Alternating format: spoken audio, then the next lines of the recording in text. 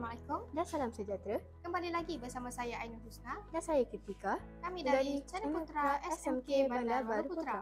Pada 30 April 2025, pihak Sekolah Menengah Kebangsaan Bandar Baru Putra telah mengadakan kursus kepimpinan Dewan Putra SMK Bandar Baru Putra. Untuk pengetahuan penonton, majlis ini juga adalah kerjasama daripada Badan MMCU dan juga Sains Universiti. Jadi, jom kita sama-sama saksikan. Jom!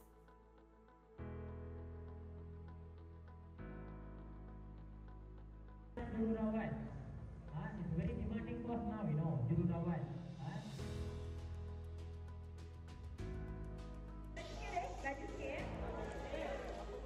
Satu, dua, tiga.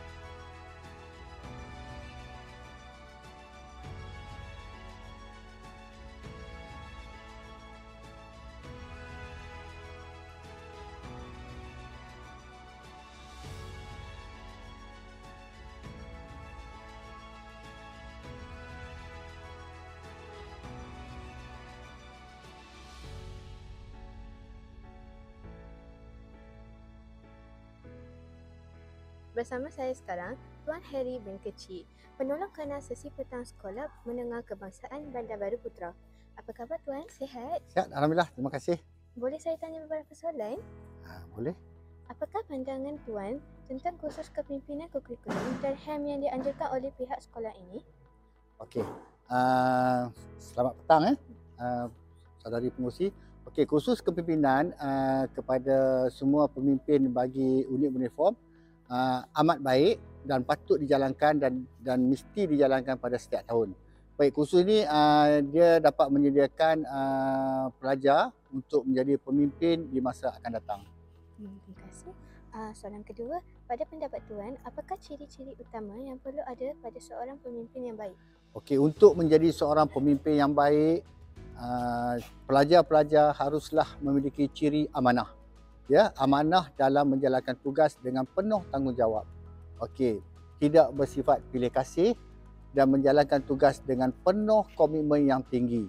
Okey, dengan komitmen yang tinggi ini, pelajar boleh menjadi seorang pemimpin yang baik pada masa akan datang. Terima kasih Ya, Tuan. okey. Bersama saya sekarang, Tuan Muhammad Zubair bin Zaidi, penceramah program kita pada hari ini. Assalamualaikum Tuan, apa khabar? Waalaikumsalam, khabar baik. Boleh saya tanya beberapa soalan? Okey, boleh silakan. Pada pendapat Tuan, bagaimanakah program seperti ini boleh membentuk kepimpinan dalam kalangan pelajar?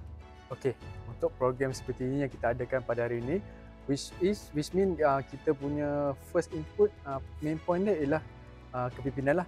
Basically kalau kepimpinan ni kita boleh ambil dari sudut dari kerjasama lah.